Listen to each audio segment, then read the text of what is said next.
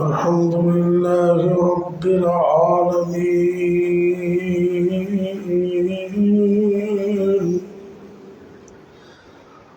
والعاقبة للمتقين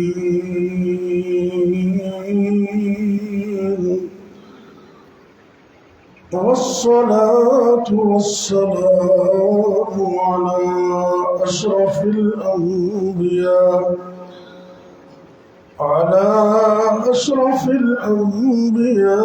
والمرسلين وعلى آله وأصحابه أجمعين.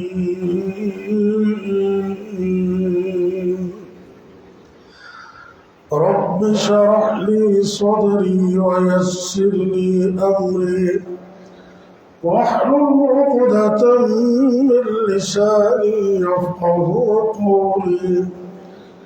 أما بعد، فأعوذ بالله السميع العليم من الشيطان الرجيم. بسم الله الرحمن الرحيم.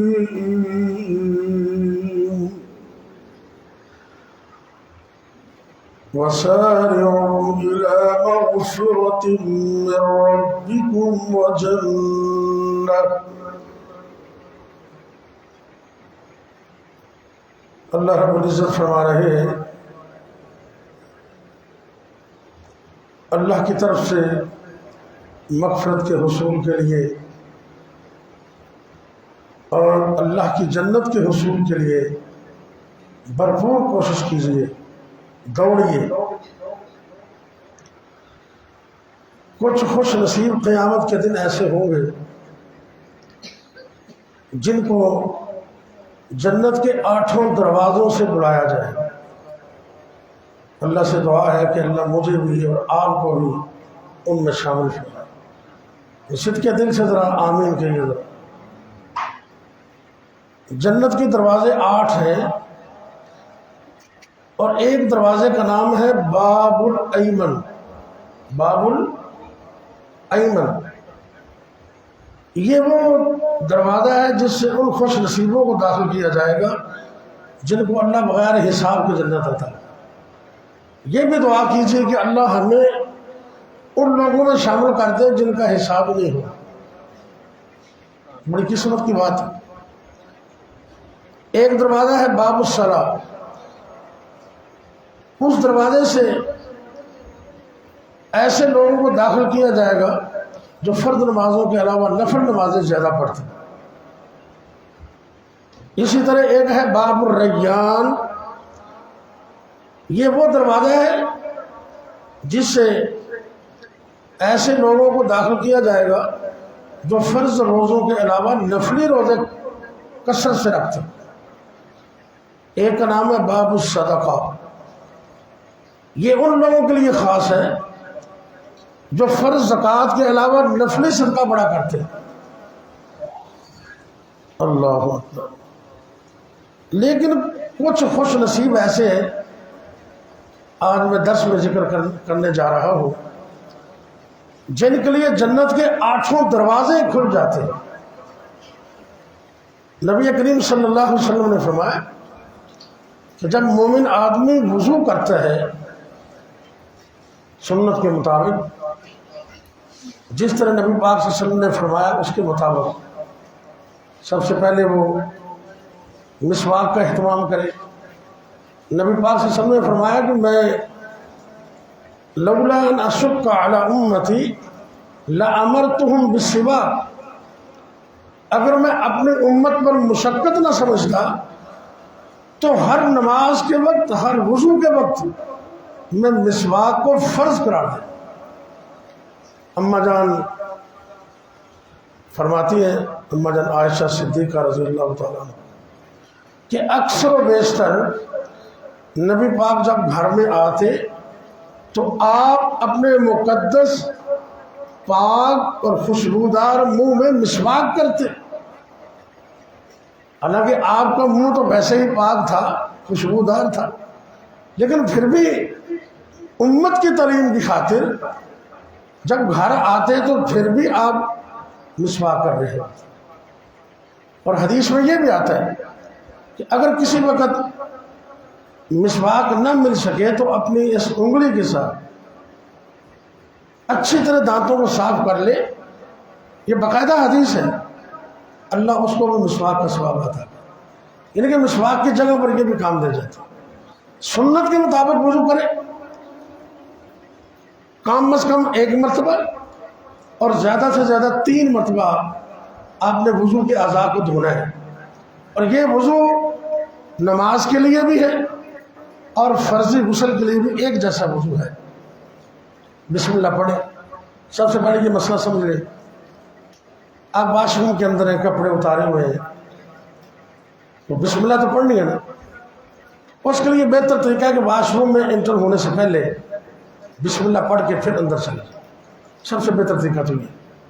بعض علماء نے یہ بھی لکھا ہے کہ اندر واش روم میں بند ہوتا ہے کمرہ، اس کو کوئی دیکھ نہیں رہا ہوتا، تو بسم اللہ کی حد تک وہ اندر پڑھ سکتا ہے اور کوئی ذکر اذکار تو نہیں کر سکتا. لیکن بسم اللہ ضروری ہے. جو بسم اللہ نہیں پڑھتا اس کا وضو ہوتا ہی نہیں. بسم اللہ پڑھ کر وضو کا آغاز کرے. یہ بات یاد رکھیں کہ کئی بندے وضو کرنا شروع ہو جاتے ہیں اور آدھا گھنٹہ وضو کیے جاتے ہیں. ہاتھ ہی دھوئے جائیں گے، پاؤں ہی دھوئے جائیں گے، 3 کے بعد 4 5 6 10 مرتبہ، پھر بھی وہ شک میں رہتے ہیں. 3 مرتبہ سے زیادہ وضو کے اعضاء کو دھونا منع ہے. یہ زیادتی آپ صلی اللہ علیہ وسلم نے اس کو اسراف کہا. 1 مرتبہ بھی اگر تسلی ہو جائے تو وہ بھی کافی ہے. 2 مرتبہ دھو لیں، 3 مرتبہ دھو لیں، بسم اللہ پڑھیں، وضو کریں. اور یہ جو ہاتھوں کا خلال ہے نا، یہ والا ایسے یا ایسے کر لیں تاکہ کوئی جگہ خشک نہ رہے. اور یہ جو پاؤں ہاتھ کے ساتھ یہ جو حصہ ہے نا، کلائی، جن پنجابی سے گٹ کہتے ہیں، کلائی، اس کو بھی شامل کرنا ہے ساتھ ہاتھ دھوتے ہوئے.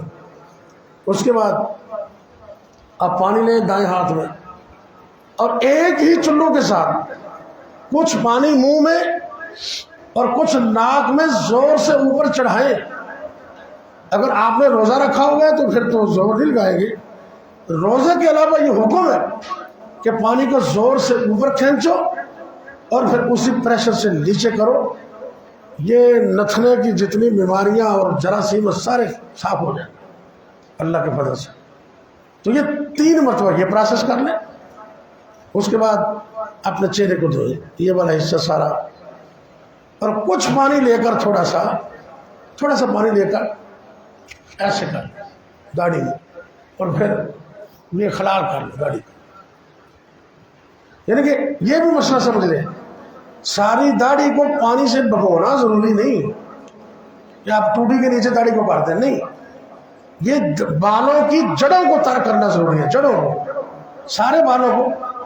اگر داڑھی بڑی ہے ماشاءاللہ تو ضروری تو نہیں سب کو دو. ہلکا سا پانی ایسے کرے اور جڑوں کا خلال کرے تاکہ آپ کے بالوں کی جڑیں جو ہے وہ تر ہو جائیں.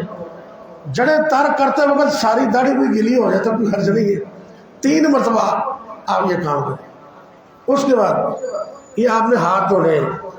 اس میں یہ جو کونیاں ہے نا، اکثر بندوں کو یہ خشک رہ جاتی ہیں، یہ خشک نہیں رہنے سے ان کو شامل کریں وضو کرتے ہوئے.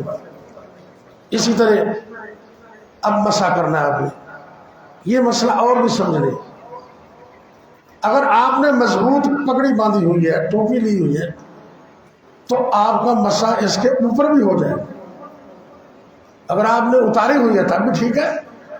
یہ دونوں ہاتھوں سے پانی لے کر ایسے کریں اور پھر اول سے شروع کریں پیچھے گدی تک، اور وہاں سے پھر شروع میں آ جائیں.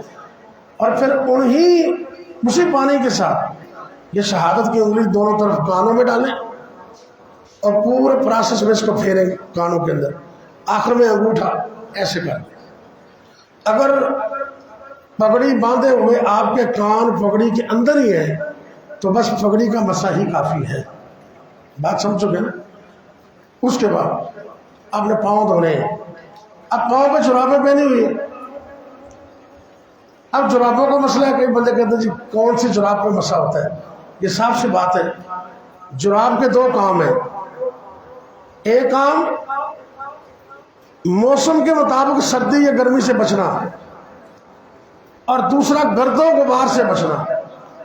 جو بھی جراب یہ دو کام پورے کر رہی ہو, موٹی ہو یا باریک ہو, چمڑے کی ہو یا کپڑے کی ہو, وہ جراب ہے, اس پر آپ مسا کر سکتے ہیں.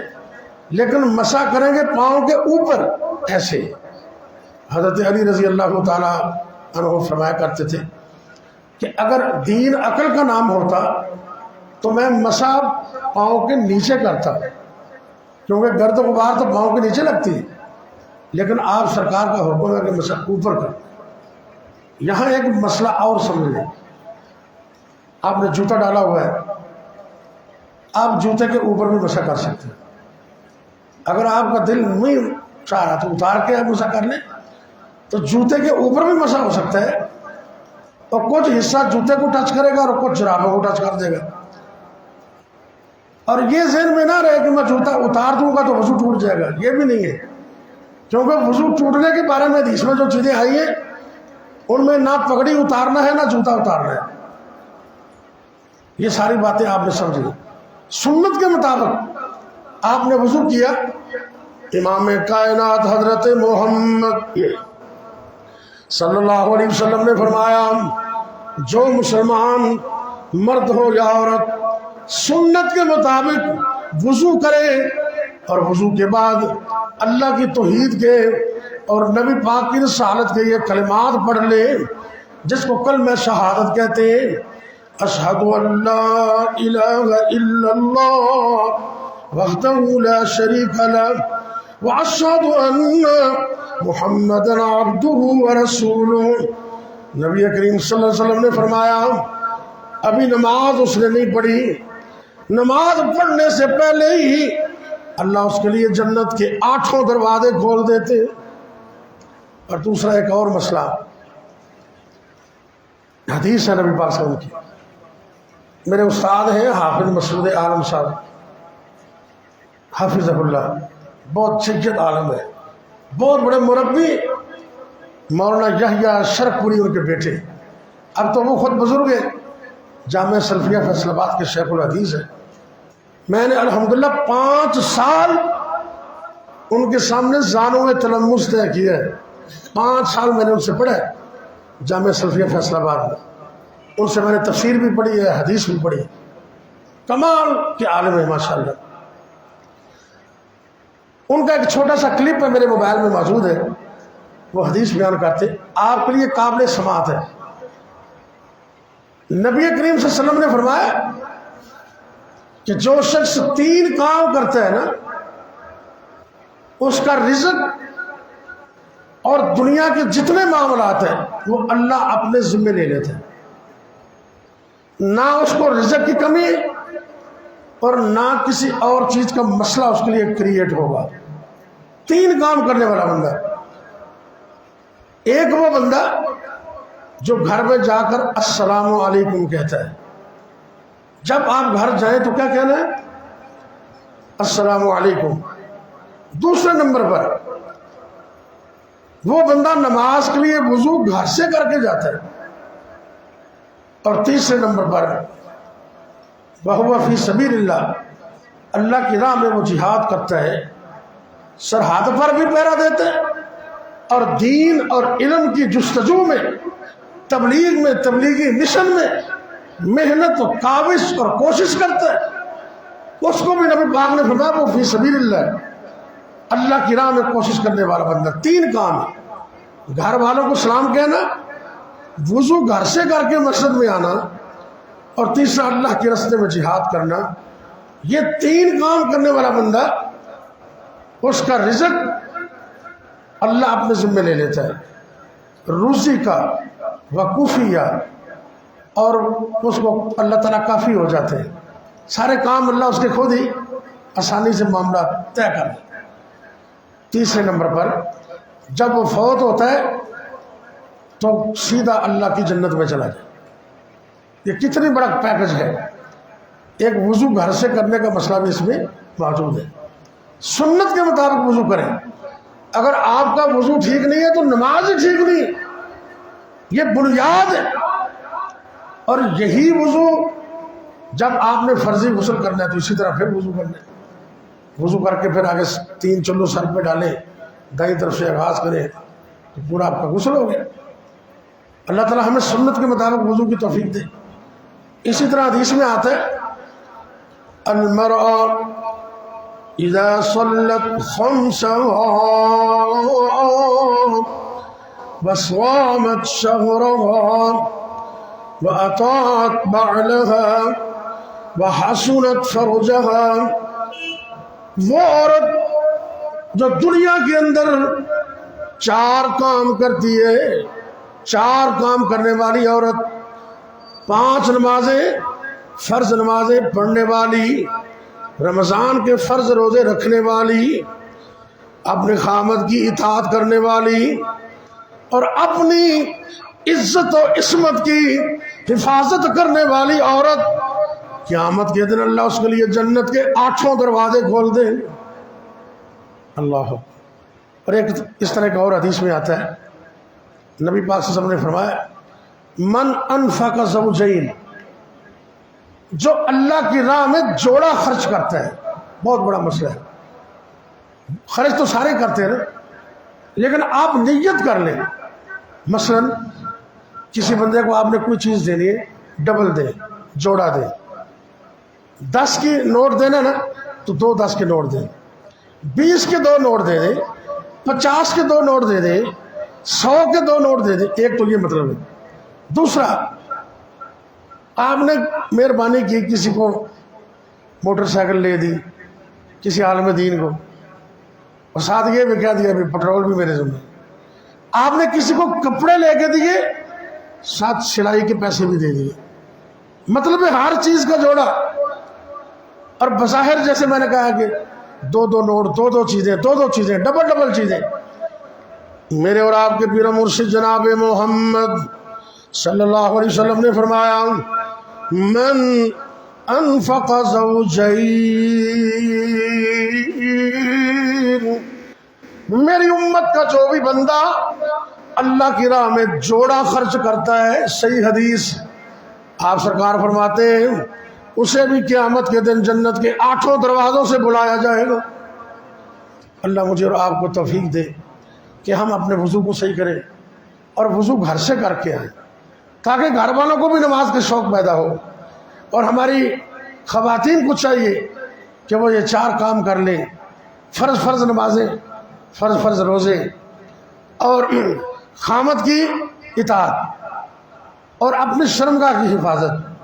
تو یہ 4 کام وہ کر لے، ان کے لیے جنت کے 8 دروازے کھلے ہیں انشاءاللہ۔ اللہ تعالیٰ مجھے اور آپ کو عمل کی توفیق عطا فرمائے۔ بیماروں کے لیے دعا کر لیں۔ یا رب لک الحمد کما ینبغی لجلال وجہک ولعظیم سلطانک، یا حی یا قیوم برحمتک نستغیث۔ اللہم صلی وسلم علی نبینا محمد صلی اللہ علیہ وسلم۔ یا اللہ یا رحمان یا رحیم یا کریم یا حی یا قیوم برحمتک نستغیث۔ بسم اللہ الرحمن الرحیم۔ الف لام میم، اللہ لا الہ الا هو الحی القیوم یا واحد یا ذا الجلال والاکرام۔ اللہم صلی وسلم علی نبینا محمد صلی اللہ علیہ وسلم۔ یا اللہ ہمارا بیٹھنا قبول کر لے، سننا سنانا قبول کر لے۔ اللہ اس بیٹھنے کو قیامت کے دن ذریعہ نجات بنا دے۔ یا اللہ ہمارے ملک پاکستان کی خیر فرما۔ اللہ ملک پاکستان کو امن و سلامتی کا گہوارہ بنا۔ یا اللہ یہ جتنے بھی معاملات ہیں، پریشانیاں ہیں، اللہ تو اپنی رحمت سے دور کر دے۔ اللہ ہمارے ملک کو امن و سلامتی کا گہوارہ بنا، سیاسی لحاظ سے، معاشی لحاظ سے، معاشرتی لحاظ سے اللہ ہمارے ملک کو استحکام عطا فرما دے۔ یا اللہ جتنے بیمار ہیں سب کو شفا عطا کر دے۔ جتنے بھی مسلمان مرد، عورتیں، بچے، بوڑھے، جوان گھروں میں یا اسپتالوں میں روحانی جسمانی طور پہ بیمار ہیں، اللہ سب کو شفا کاملہ عطا کر دے، ہمارے جسموں سے ایک ایک وائرس اور بیماری کو نکال دے، تا حیات تندرستی عطا کر دے۔ یا اللہ ہمارے بچوں کو نیک کر دے، جن کے پاس اولاد نہیں ان کو نیک صالح نرینہ اولاد عطا فرما دے، جن کے پاس بیٹے بیٹیاں موجود ہیں آنکھوں کی ٹھنڈک بنا دے۔ ربنا هب لنا من ازواجنا وذرياتنا قرۃ اعین واجعلنا للمتقین اماما۔ اللہ ہمارے بچوں کو قرآن پاک کا حافظ بنا دے، باعمل عالم دین بنا دے، اللہ اپنا پسندیدہ عالم دین بنا دے، ہمارے لیے صدقہ جاریہ بنا دے۔ یا اللہ ہمارے لیے رزق حلال کا انتظام وافر فرما دے، حرام سے بچنے کی توفیق عطا کر دے۔ یا اللہ جتنے مسلمان مرد عورتیں فوت ہو گئے سب کو معاف کر دے، ہمارے والدین کو معاف کر دے، اللہ ان پہ رحم فرما۔ جب تک ہمیں زندہ رکھنا اپنے علاوہ کسی اور کا محتاج نہ کرنا۔ یا اللہ جب تک زندہ رکھنا عزت وقار اور توحید پر قائم رکھنا، جب موت آئے تو کلمہ نصیب فرمانا، خاتمہ بالخیر کرنا۔ رب اغفر وارحم انت خیر الراحمین، ربنا تقبل منا انك انت السميع العليم وتب علينا انك انت التواب الرحيم، وصلى الله على النبي وعلى آله واصحابه اجمعين برحمتك يا ارحم الراحمين۔